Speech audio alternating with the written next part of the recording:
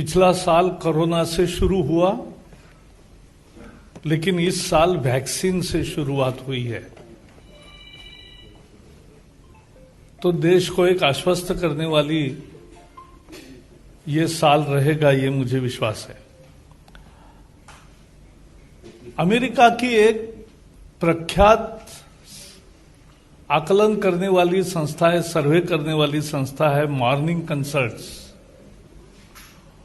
उसने 13 प्रमुख लोकतांत्रिक देशों के नेताओं का बारे में जनता को क्या लगता है इसका आकलन किया। और भारत के लिए गौरव का विषय है कि प्रधानमंत्री नरेंद्र मोदी जी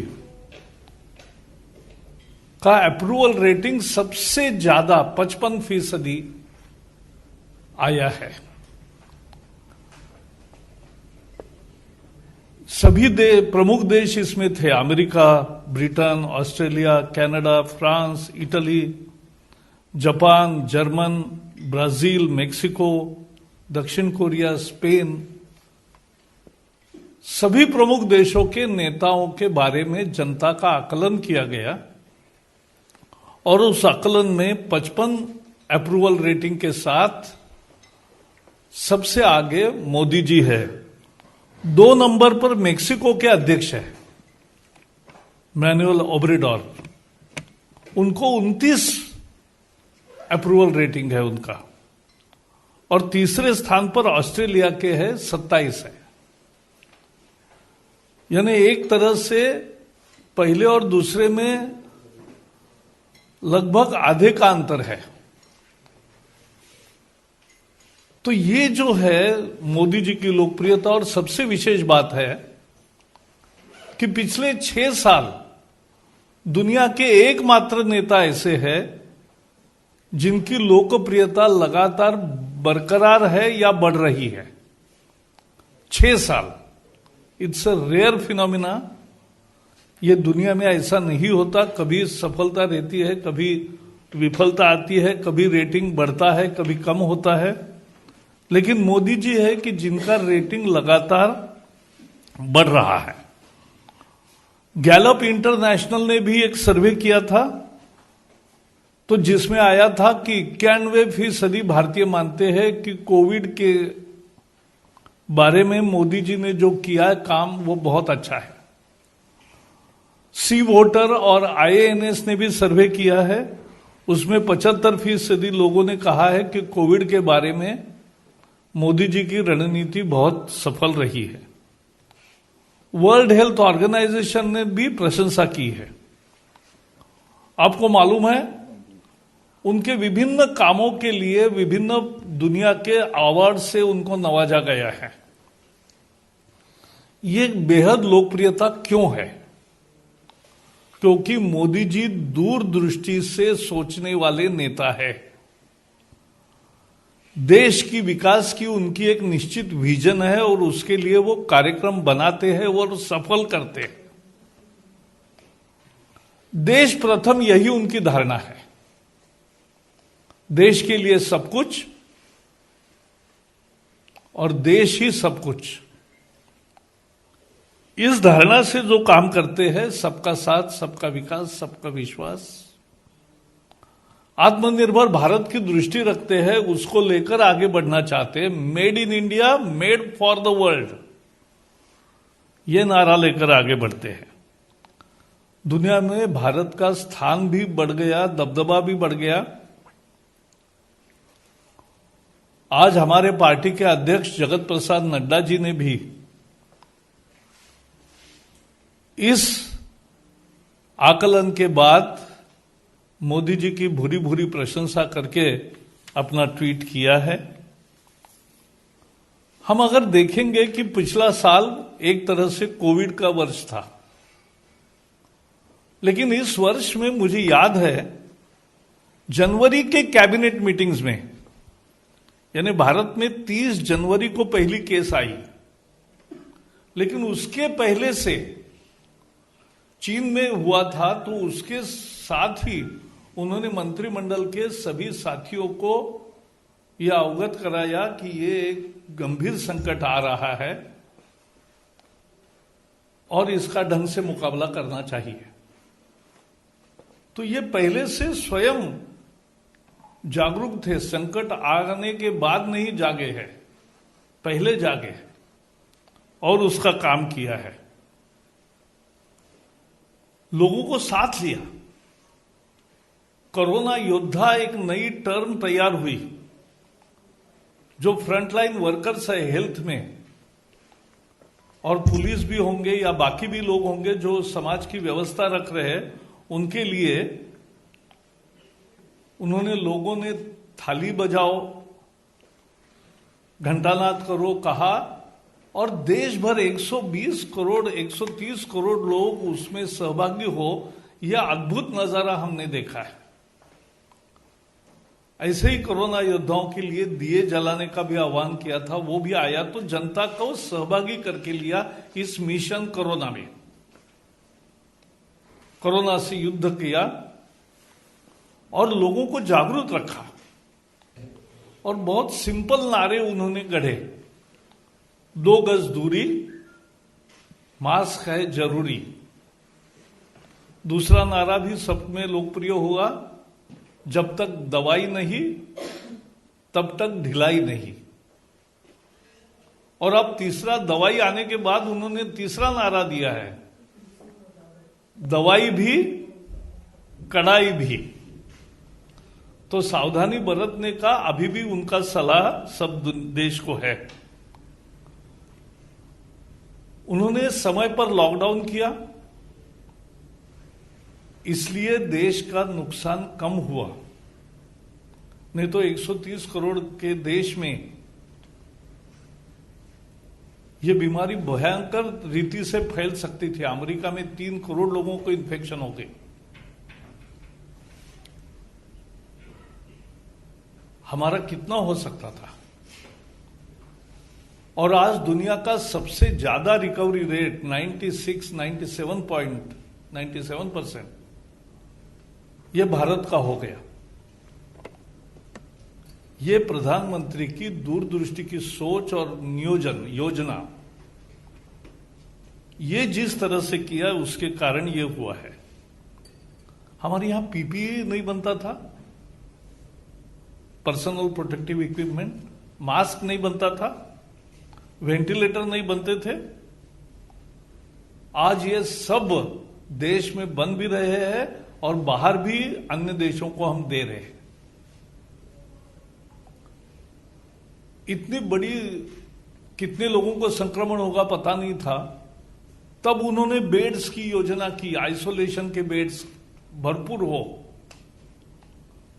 आईसीयू के बेड्स भरपूर हो, और उसके साथ साथ सभी स्वास्थ्य सेवा को इकट्ठा करते हुए नई योजनाएं भी की कि रेलवे के डिब्बे में भी अगर जरूरत हो तो कुछ मरीजों को रखा जा सकेगा। इस तरह की योजना करी, ये दुनिया में कहीं नहीं हुआ, वो उन्होंने करके दिखाया। दुनिया को पूरी दवा दी, हमारी हाइड्रोक्सो क्लोरोक्विन और बाकी भी दवाएं जो भारत की वैक्सीन्स और बाकी उपयोगी थे इस ट्रीटमेंट में, वो 80 से अधिक देशों में उसको रवाना किया। आज भारत शायद एक देश है कि जहां 4 वैक्सीन्स लाइन में तैयार हो रहे हैं। एक कल मान्यता मिली है इमरजेंसी प्रयोग के लिए सीरम के कोविशील्ड को, फिर भारत बायोटेक का आ रहा है, झाइडेक बायोटेक का है, और रशिया का जो स्पुतनिक आया है उसका भी हेटेरो कंपनी कर रही है। तो पूरी व्यवस्था देश भर में, उसका कोल्ड स्टोरेज की व्यवस्था, उसके ड्राई रन की व्यवस्था, आज पूरे देश भर में ड्राई रन हो रहा है। एक ऐप होगा, आप सभी लोग भी फ्रंटलाइन ही है एक तरह से, आपको केवल रजिस्टर करना है, फ्रंटलाइन वर्कर को प्रायोरिटी है, आपको नंबर आएगा, उस स्थान पर जाके आपको टीका लेना है। तो इतनी सुचारू व्यवस्था, ये सब उनके नेतृत्व की एक परिचय इस एक वर्ष के संकट में मिला है। क्योंकि कोरोना जैसे संकट में सामना करते समय नेतृत्व की एक तरह से परीक्षा होती है, और इस संकट का जिस तरह से मोदी जी ने मुकाबला किया, उनकी लोकप्रियता और बढ़ी है। और इसलिए मैं मानता हूं कि ये पुरस्कार, आकलन और सर्वे का जो नतीजा है वो बहुत महत्वपूर्ण है। वो दिखा रहा है कि भारत आज किस पोजीशन में है और मोदी जी कितने समर्थता से इसका नेतृत्व कर रहे हैं, दूरदृष्टि से योजना कर रहे हैं, कमिटमेंट के साथ काम कर रहे हैं। और इसलिए दुनिया में आज इतने बड़े देशों के, लोकतांत्रिक देशों के प्रमुखों में उनका स्थान लगातार बरकरार भी है और लोकप्रियता बढ़ रही है। यही आज मुद्दा था। जस्ट अंत में कहूंगा कि उनको केवल 1-2 साल में जो पुरस्कार मिले, वो भी अगर ध्यान रखेंगे कि global goalkeeper award Melinda Gates foundation ने, जो हमने शौचालय से लेकर सभी स्वास्थ्य सेवाओं में जो आयुष्मान भारत से लेकर काम किया, उसके लिए दिया। King Hamad order of Renaissance, पूर्व खाड़ी के सभी देशों के साथ जिस तरह से संबंध बनाए, मालदीव का भी निशान इजुद्दीन, ये बहुत बड़ा अवार्ड उनको मिला। ऑर्डर ऑफ सेंट एड्रूज अपोस्टल, ये भी अवार्ड से उनको नवाजा गया। ऑर्डर ऑफ जायद, ये संयुक्त अरब अमीरात ने उनको पुरस्कार दिया। सियोल शांति पुरस्कार मिला 2018 में, 2 साल पहले, वो भी आपको मालूम है। और फिलिप कोटलर प्रेसिडेंशियल अवार्ड मिला। तो ये सारे अवार्ड बया यही करते हैं कि एक सक्षम नेतृत्व भारत को मिला है, एक दूरदृष्टि का नेतृत्व मिला है, और उस नेतृत्व के तहत भारत एक तरक्की तेजी से आगे बढ़ रहा है और विश्व में एक प्रमुख ताकत बन के उभर रहा है। अब तो स्थायी समिति का भी यूएन में वो अस्थायी सदस्य बन गया है।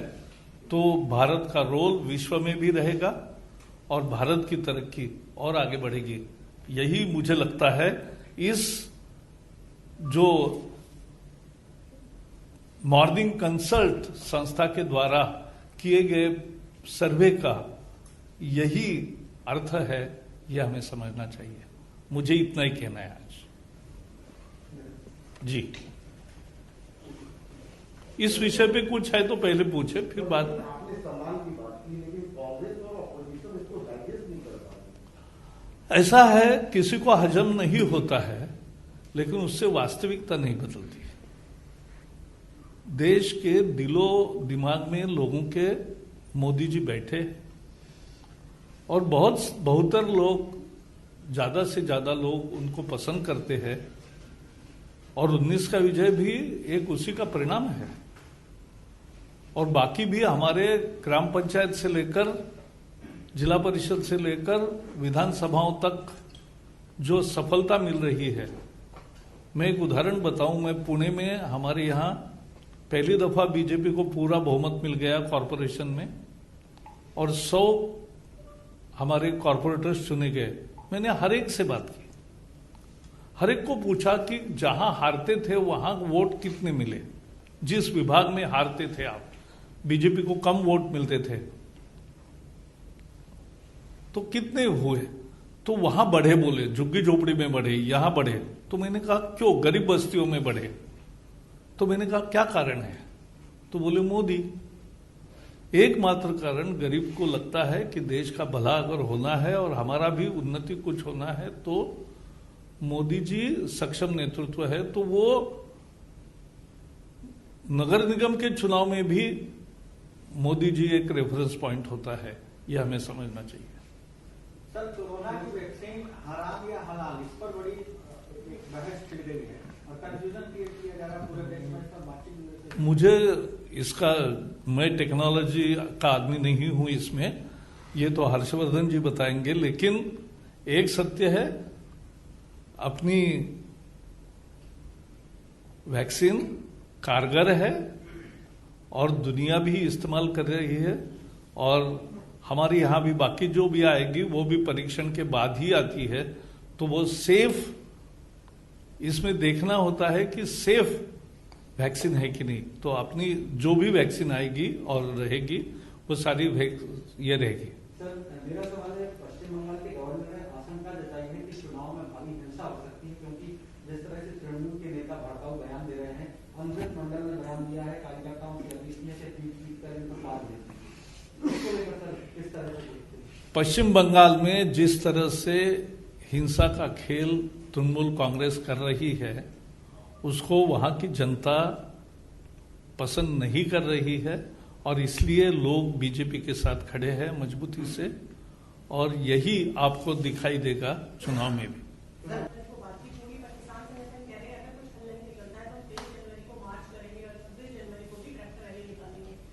ऐसा है कि आपने देखा किसानों के प्रति राजनाथ जी ने जिस तरह से अपनी भावना प्रकट की, वो सरकार की भावना है।